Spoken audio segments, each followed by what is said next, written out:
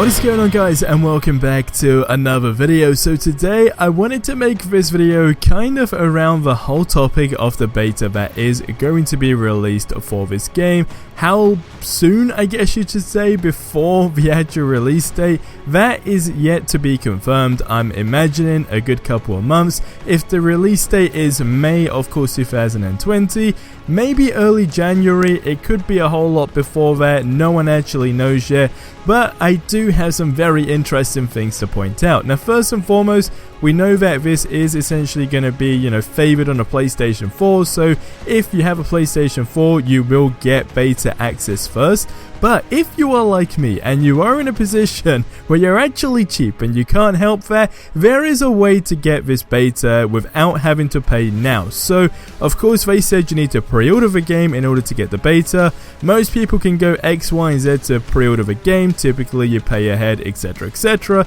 But if you actually pre-order the game on Amazon and it has been, proven to work, you don't have to only not pay up front, because payment gets taken when the game has actually shipped. So when the shipping process starts, that's when you go ahead and, get payment taken out of your account. But you can technically go ahead and pre-order the game now without paying for anything, and you still get emailed the beta code for this Avengers game. So it's kind of a win-win. If you're like me and you hardly pre-order games, but you now want to pre-order a game to get essentially an exclusive, this is something you guys can do. I saw it on Reddit, I done it myself, and hey, it works. So I just wanted to, pretty much go ahead and share that with you guys, because hopefully that can help you. Now, in terms of what we will see in the beta, of course, is very questionable. Is it going to be a situation where you get thrown into co-op modes? Will you be able to only explore, one world essentially? Or will there be a handful of them, etc.? Now, I want you guys to get in the comment section below and let me know what you think. Now, in a realistic way, I want it to work as if we have, close enough to full access of the world, because we know there's going to be multiple worlds, but just full access to one of these worlds, and maybe for the second, I don't know, kind of like partial sections of it. So remember, like back in the day when you would get like an open world game when it released a demo, but like sections of the map would be completely barred off. Hopefully that could also be a thing.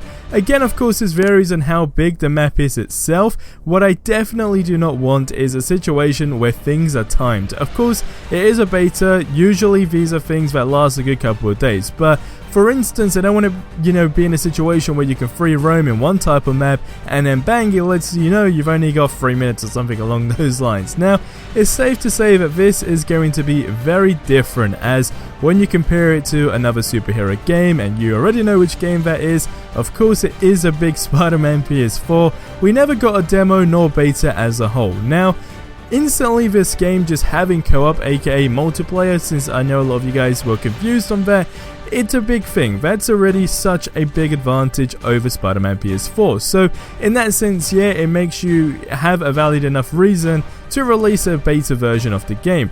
Now, for me, these things are super risky to do, as sometimes you can get a big backlash. Now, how long the beta will be available for is also another question. Like I said a couple of seconds ago, I'm going to call a few days. As mentioned before, I have a strong feeling some co-op stuff will be there. As far as customization goes in this beta, I'm expecting minimal, as of course there are going to be a ton of stuff locked which you need to unlock when you do have the full game, which makes perfectly good sense to then have that limited. So I wouldn't get too excited to do that as much, as I'd want it to be, just a thing that I don't want to see happen in the beta, I guess, because you don't want to, show everyone everything that you have to offer in the game. Now, another thing I have seen people talk about is characters, what players we can be, again, in the beta, etc. Now, as far as we know it, as it stands anyway, there are 4 heroes, and I have a feeling Iron Man in this case might be one of the, show-off characters, if it is restricted to only one, but who knows. Of course, going off the basis from the reviews and so forth, they actually did, well, majority of them did say that Hulk was the most polished character. Again, it depends when the beta is going to be revealed, I guess, and not only that, how they want to go with the beta.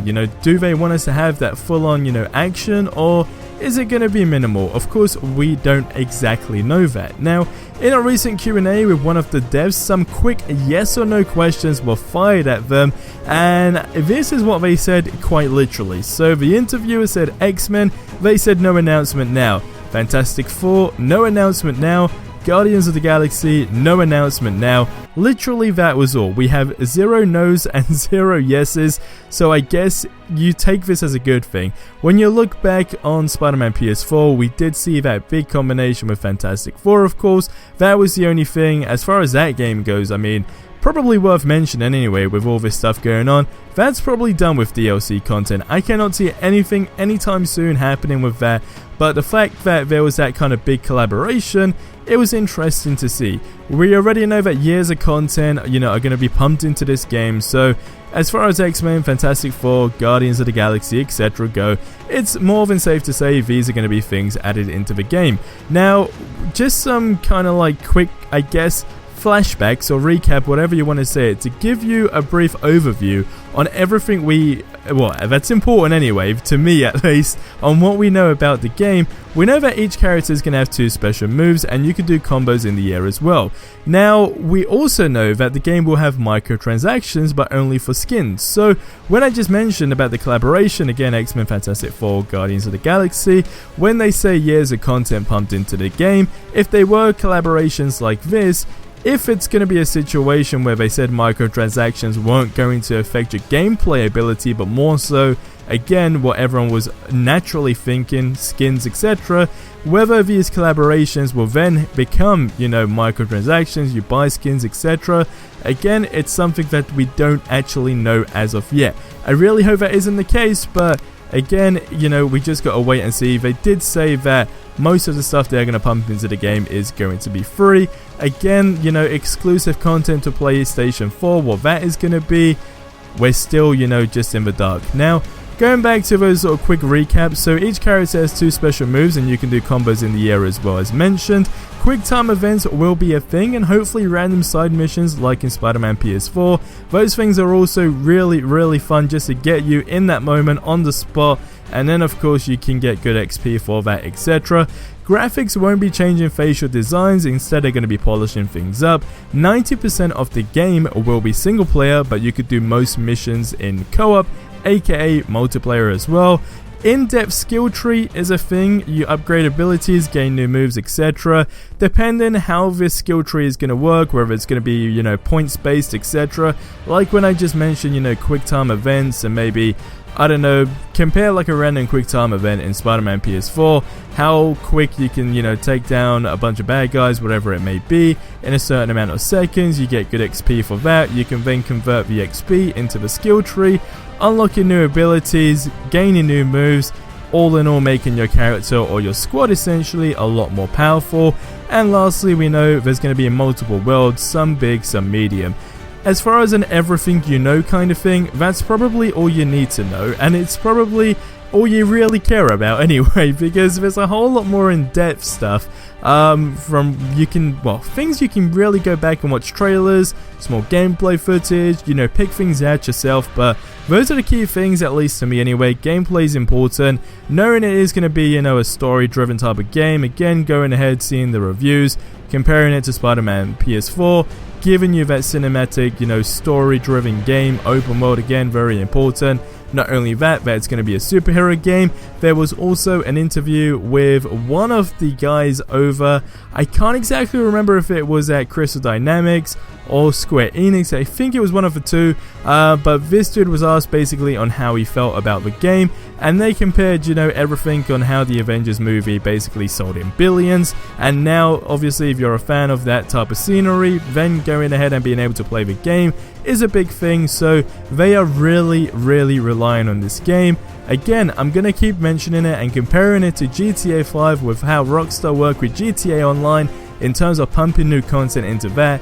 That is basically what this Avengers game is going to be about. So once you get going, it's going to be a consistent thing you can play, which is a good thing, because seeing games dry out after like a year or so is kind of sad to see.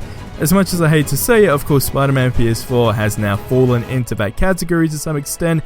It was great when it came out, great for a good couple of months, but then you just run out of things to do because nothing is added into the game, nor does it have that kind of, like co-op features, etc, etc. So naturally, as much as you like the game, it's not something you then play every day, nor does everyone else kind of care about. So I want you guys to get in the comment section below anyway and let me know what you think on that, but that's going to wrap up this video here. So if you were interested in going ahead and getting the beta, but you didn't actually maybe have the money now to pre-order the game, you just go to Amazon, you can still pre-order the game, you don't technically pay until they do ship the game, which is hardly going to be in the next couple of months anyway. So when they go ahead and do that, you will, still get your game, but at the same time, before that happens, you can still get access into the beta essentially for free. But you guys can do that at your own kind of, will and risk, I guess. But I recommend it, because I've done it, and again, I've seen Amazon comments and Reddit comments. It's a real thing. It's just a smart way around it. I really am excited for these devs, so hopefully this is going to be a massive game. But guys, it's going to wrap up this video. As always, subscribe for more awesome content if you haven't already.